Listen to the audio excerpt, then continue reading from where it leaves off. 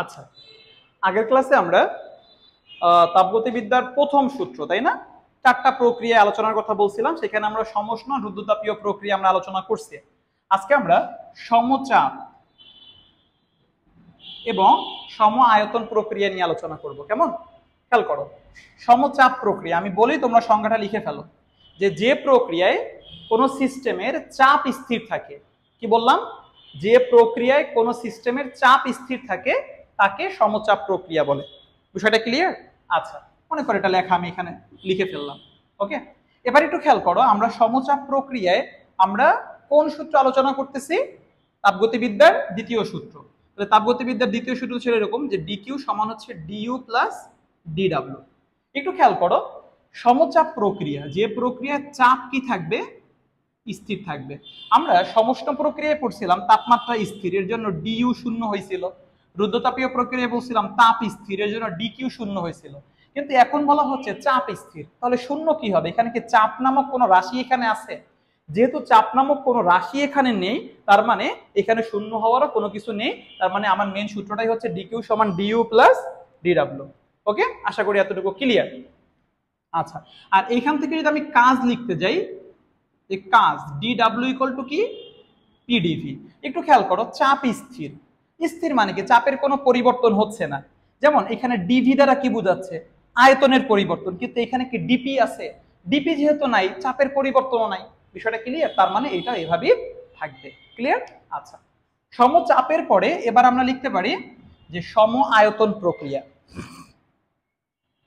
সম আয়তন প্রক্রিয়া, মনে রাখবা, যে প্রক্রিয়ায় আয়তন স্থির। এবার কি হবে?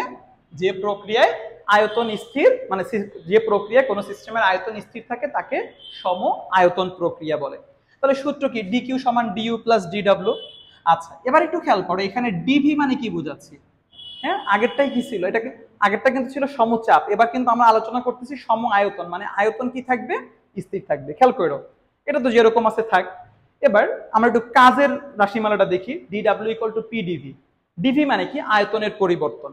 পরিবর্তন কথাটার মানে কি? যেমন আমার কাছে আগে ভি1 পরিমাণ ছিল আয়তন, এখন আমার কাছে ভি2 পরিমাণ আয়তন হয়েছে। তার মানে আয়তনের পরিবর্তন কি হবে? ভি2 মাইনাস ভি1, এটাই তো আমার ডিভি, রাইট? আয়তনের পরিবর্তন। এবার খেয়াল করো, আয়তন স্থির। স্থির মানে কি? আমার আয়তনের কোনো পরিবর্তন হচ্ছে না। তাহলে এইখানে যদি আমার আয়তন ভি1 হয়, তাহলে এখানে যদি ভি2 হয়, যেহেতু আয়তনের পরিবর্তন হচ্ছে না, তাহলে ভি1 ইকুয়াল টু কি লেখা যায়? ভি2। তাহলে একটু খেয়াল করো, ভি2 এর পরিবর্তে যদি ভি1 লিখি, মাইনাস ভি1 ইকুয়াল টু কত? 0। তাহলে ডিভি যদি 0 হয়, পি ইন্টু 0 ইকুয়াল টু কত? 0। তাহলে সম আয়তন প্রক্রিয়ায় কাজ কি হচ্ছে? শূন্য হচ্ছে। এবার একটু এখানে আসো, তাহলে DQ equal to DU plus 0, 0 তো লেখা লাগতেছে না। তাহলে সম আয়তন প্রক্রিয়ায় বাহ্যিক কাজ হচ্ছে না, মানে বাহ্যিক কাজ হচ্ছে শূন্য। তাহলে আমি যতটুকু পরিমাণ তাপ দিচ্ছি তার সম্পূর্ণটাই অভ্যন্তরীণ শক্তি বৃদ্ধিতে ব্যয় হয়ে যাচ্ছে। আশা করি বিষয়টা ক্লিয়ার। তাহলে কি কি পাইলাম? সমষ্ণতে ডিইউ শূন্য, রুদ্ধতাপীয়তে ডিকিউ শূন্য, আর সম আয়তনে ডিডব্লিউ শূন্য। ক্লিয়ার? এবার আমরা একটু তাপগতিবিদ্যার তৃতীয় সূত্র নিয়ে আলোচনা করব। তাপগতিবিদ্যার তৃতীয় সূত্র নিয়ে আলোচনা করার আগে একটা জিনিস একটু খেয়াল করো, এইখানে এ নামক একটা বস্তু, এখানে বি নামক একটা বস্তু, ওর তাপমাত্রা 30 ডিগ্রি সেলসিয়াস, ওর তাপমাত্রা 25 ডিগ্রি সেলসিয়াস। এই দুইটাকে যদি সংযুক্ত করা হয়, স্বাভাবিকভাবেই আমরা জানি যে তাপ সবসময়ের জন্য উচ্চ তাপমাত্রার অঞ্চল থেকে নিম্ন তাপমাত্রার অঞ্চলের দিকে প্রবাহিত হয়। আমি যদি জিজ্ঞেস করি তাপ এই জায়গা থেকে কোন দিক থেকে কোথায় যাবে, তুমি খুব সহজে বলতে পারো যে এখান থেকে তাপ এ থেকে বি এর দিকে যাবে। কিন্তু তুমি একটু চিন্তা করো তো, যে এমন কোন যন্ত্র কি আছে যে যন্ত্রের সাহায্যে আমি তাপটা বি থেকে এ এর দিকে নিয়ে আসতে পারবো? ইমাজিন করো, তোমরা বাসা বাড়িতে এটা ব্যবহার করো, ব্যাপক ব্যবহার করো। একটা উদাহরণ দেই, একটু খেয়াল করো। ধরো এটা একটা রুম, হ্যাঁ, এটা একটা রুম, আর এখানে তুমি একটা ফ্রিজ রাখছো। ধরো এটা হচ্ছে নর্মাল, এটা হচ্ছে ডিপ। এখানে ফ্রিজের ভিতরের তাপমাত্রা হচ্ছে 5 ডিগ্রি সেলসিয়াস, আর তোমার রুমের তাপমাত্রা হচ্ছে 25 ডিগ্রি সেলসিয়াস। ক্লিয়ার? এবার একটু খেয়াল করো, তুমি যদি তোমার ফ্রিজের পিছনের দিকে একটা হাত দাও, দেখবা তোমার ফ্রিজটা গরম হয়ে আছে।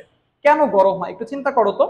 এখানে বিষয় যেটা হচ্ছে, একটু জিনিসটা খেয়াল করো, কখনো কি এমনটা হয় যে এই যে মানে বাহিরের তাপমাত্রা 25 ডিগ্রি, ভিতরের তাপমাত্রা 5 ডিগ্রি, যে বাহির থেকে তাপ ভিতরে এসে ফ্রিজটাকে গরম করে দিচ্ছে, ফ্রিজটা চলা অবস্থায়, মনে করো ফ্রিজ চলমান, এই অবস্থায় কখনো কি এরকম হয় যে বাহিরের তাপ ভিতরে এসে ফ্রিজটাকে গরম করে দিচ্ছে? তা কিন্তু হচ্ছে না। উল্টা কি হচ্ছে, তুমি যখন মনে করো তুমি হচ্ছে এখানে একটা খাবার রাখছো বা পানি রাখছো, ধরো তোমার পানির তাপমাত্রা হচ্ছে 20°C, কিন্তু সেই পানির তাপমাত্রা কিছুক্ষণ পরে কিন্তু 20° না 5°তে চলে আসবে, তাহলে আর 15° কি হইলো?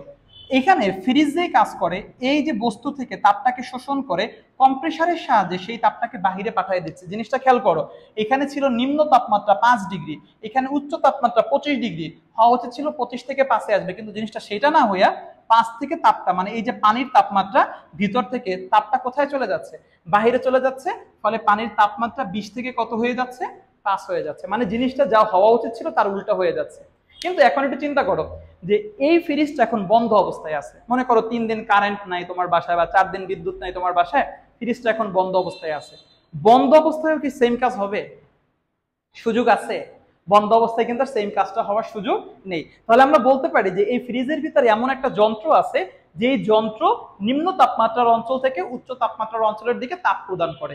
যদি ওই যন্ত্র না থাকতো তাহলে আর এই সব কাজটা সম্ভব হইতো না। আর এইটাই বলা হয়েছে তাপগতিবিদ্যার দ্বিতীয় সূত্রে। আমি একটু বলি, তোমরা লিখে ফেলো, যে হচ্ছে গিয়া তাপগতিবিদ্যার দ্বিতীয় সূত্রে বলছে যে বাহ্যিক কোনো যন্ত্রের সাহায্য ছাড়া নিম্ন তাপমাত্রার অঞ্চল থেকে উচ্চ তাপমাত্রার অঞ্চলে তাপ প্রদান করা সম্ভব নয়। ক্লিয়ার? আশা করি এতটুকু বুঝতে তোমাদের সমস্যা নেই। আমরা নেক্সট ক্লাসে খুব ইম্পর্টেন্ট কিছু জিনিস নিয়ে আলোচনা করব। ইম্পর্টেন্ট জিনিস বলতে ওইখানে আমাদের থাকবে হচ্ছে কার্নো ইঞ্জিন আছে, তারপরে রেফ্রিজারেটরের কিছু কাজবাজ আছে, ওইখানে তাপ ইঞ্জিন আছে, ইঞ্জিনের দক্ষতা সম্পর্কিত বেশ কিছু রাশিমালা আছে। আজকে এই পর্যন্তই থাকবে। ওকে।